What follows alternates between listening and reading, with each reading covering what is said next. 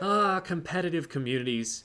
Places where we all gather to enjoy our favorite video game and complain about it constantly. I get that we complain about the things we love because we want to love them more. I even made a short about that. I also get that complaining about something can be a way of making conversation, of trying to establish common ground between people, an effort to break the ice, maybe even make a friend. But I generally find there are better ways of starting a conversation than sharing negativity like that, because it leads to situations like what happened yesterday on Twitter. You know, I'd love for community conversations to start on a platform that's not Twitter. That'd be so nice. I got a Blue Sky account recently, and you know, there aren't very many people there. You've gone viral once your likes hit the triple digits, but people aren't yelling at each other as much, and I like that. But maybe we could get like a forum kind of space where people can write some responses that are long enough to have actual nuance. That'd be even better. Anyway, here's the situation. There have been a lot of posts recently complaining about Trizooka, arguing that it's unfair? Shouldn't be in the game? I don't even know what the goal of the arguments really is. It's not like we have sway over the devs, so it's not like saying something about it will change anything, but that Trizooka is bad because, as the argument goes, it's unreactable, that sometimes you just get hit with Zuka and there's nothing you could have done to protect yourself. Now, I do think Zuka is a bit overtuned. It's stronger than it needs to be viable, and lots of top teams are picking it, maybe even picking two of it. It is really, really good, and it's understandable to get got by it a lot these days.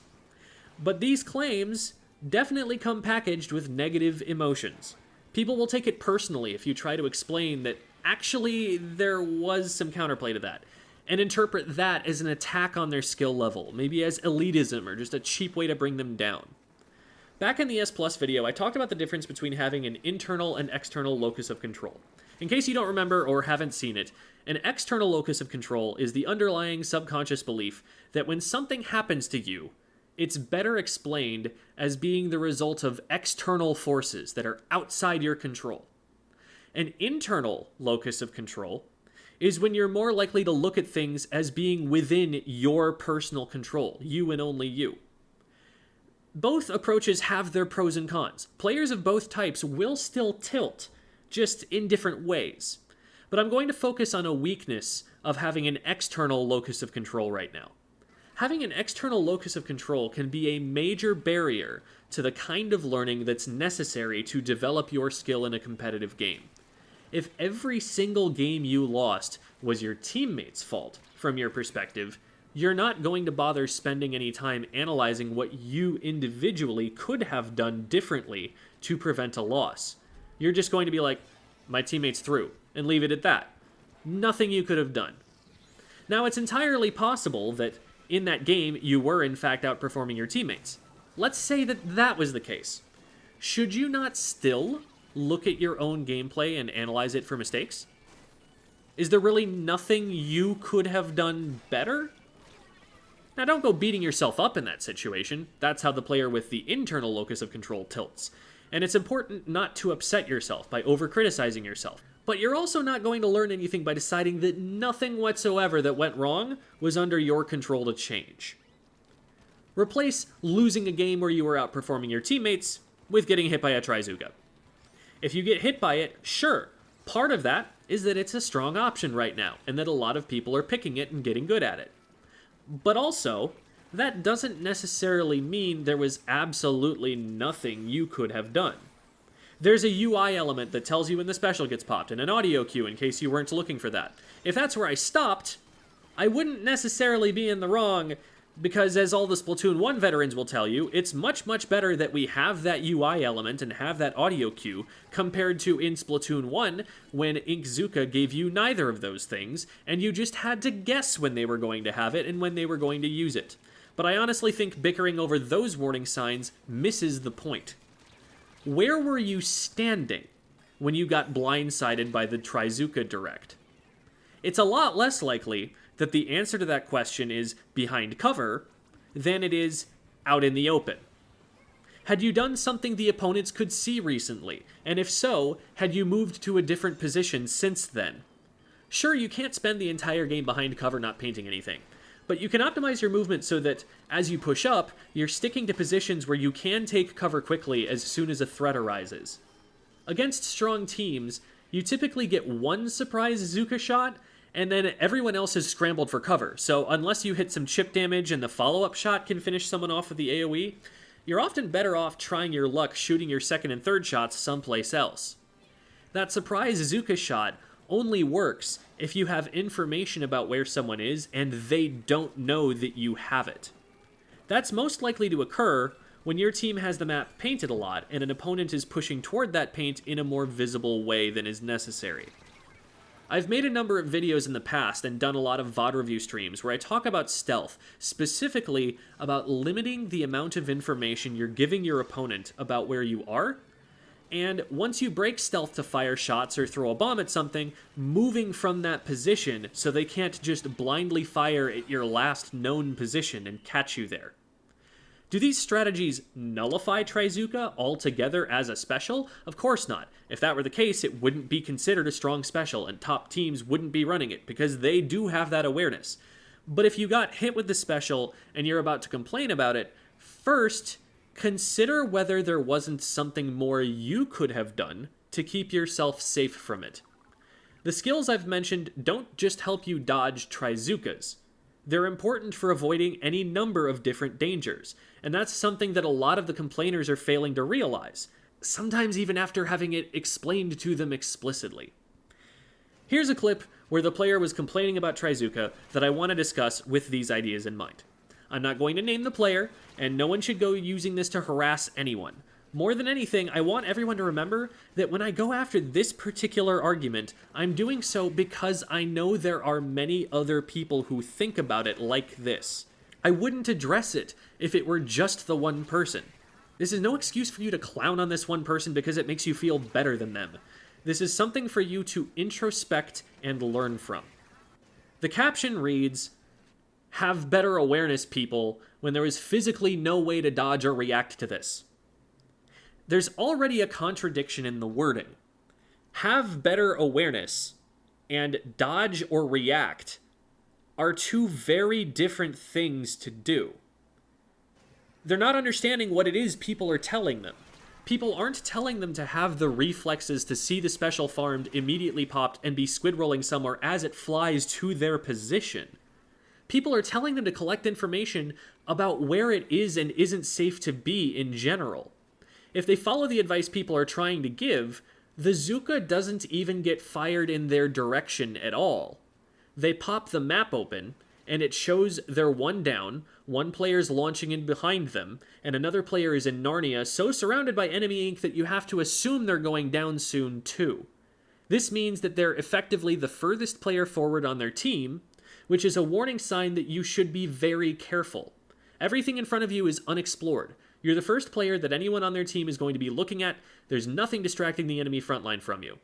The player launched out of spawn, so they're visible for all the time between when they leave the spawn platform and when they fall below the height of the level geometry. They're the first player forward, and someone on the enemy team almost certainly knows they're coming. This alone should be enough reason to pause before getting up over the top and find a way to look around first. Next, let's look at the paint. From this map check, I immediately know I don't want to take plat too carelessly. There's already enemy ink on it, and it's not just a random bomb they threw either. It's continuously orange on most of that side of the map.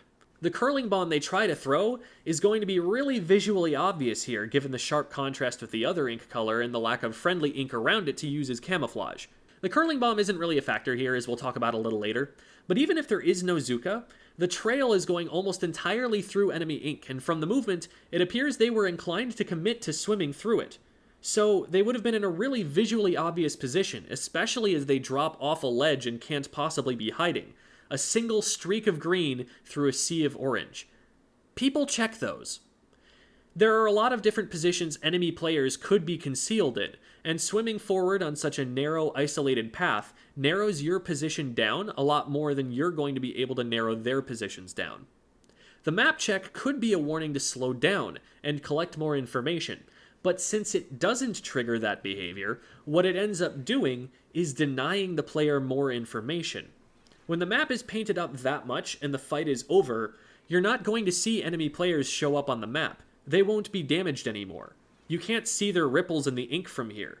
You're way more likely to see them moving around, or, say, popping Trizooka, if you close the map screen and sneak your way to a good vantage point and look around before moving yourself forward into the enemy ink. If you are going to move forward quickly, it might be a better idea not to move to the most central visible location. If instead of moving up the ramp and going straight ahead, they'd gone over to the right side and dropped there, it would have been harder to see them, what with the bridge in the way, and that side of mid shielding them from view. Dropping left is a little scarier, but if you bide your time up there might have been a safe window to drop and slip behind the cover to the left of the curling bomb, or just drop on someone when they're trying to camp it. This already makes it scary to do what they did, but there's even more context that you don't get from this clip. It was from the player who shot the Trizooka. See, the conversation reached them, and so they contributed the following information. You can't see it in a 30-second clip, but they only pushed one route after their first death. I tracked their positioning on the map and remembered it, so I could try and figure out where they would shark since they weren't running Ninja Squid. As my motorcycle instructor said, having better awareness and decision-making is important in order to not need to use your reaction time or skills. Skills you've trained on should only be a last resort option. This wasn't even just a matter of the player being seen. They had previously taken the same route multiple times before. When you establish a pattern like this, opponents will start to catch on and look for you in the same places you've been pushing. This was a hard read. All the Trizooka user really had to do was see when the roller visibly dropped from spawn and wait long enough for them to get up the ramp where they figured they'd probably go, since they'd done so every time before. Even just an awareness of that habit probably saves them here. A Trizooka isn't the only weapon that could have punished this play. Charging forward into enemy ink, beelining from spawn to the most visual place on the map repeatedly when you're the first player up is also going to get you shot by chargers and other fast-splatting backline weapons, sharked by blasters, rollers, brushes, and buckets from under ledges, chunked by exploshers and tri-stringers, deleted by crab tanks. There are a lot of things in the game, even just main weapons, that can easily punish the sort of positioning that also makes a person vulnerable to getting shot by this particular Trizooka. I explained this on Twitter, saying, "This screams slow down to me, even if I don't know there's a Trizooka." And the response I got from someone was, "So you're saying just expect a Trizooka to aim at you 24/7? No, that's not what I'm saying. That's not what anyone I've seen is saying. That is in fact the opposite of what I just said. There are major assumptions being made about why people are pushing back against the criticism of Trizooka, and they're getting lodged so deep in people's minds that explicitly correcting those assumptions is interpreted as conforming to those assumptions. You don't have to be expecting a Trizooka to know that pushing into enemy ink alone is dangerous. Working on learning those fundamentals of Splatoon awareness will get you splatted less across the board, and until you've looked into those aspects of the game more, it's not the Trizooka that's getting you splatted. It's not like there was nothing you could do.